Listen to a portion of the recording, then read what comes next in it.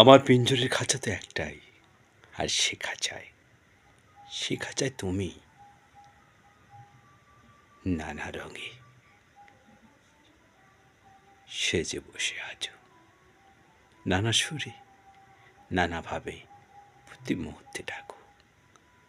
আমার আমার পরাণ পাখিটা বড় বেকুল হয়ে যায়, আকুল হয়ে তোমার সেই সুর শুনি।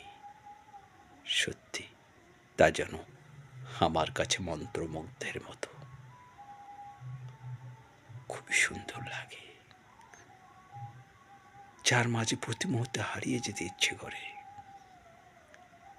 আর তার মাঝে আমার আমার দৃঢ়তা যেন আরো বেড়ে যায়।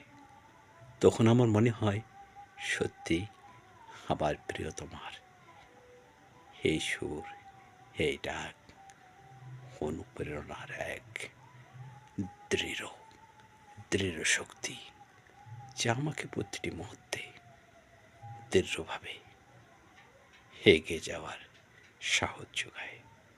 তুমি সত্যিই মহিষী।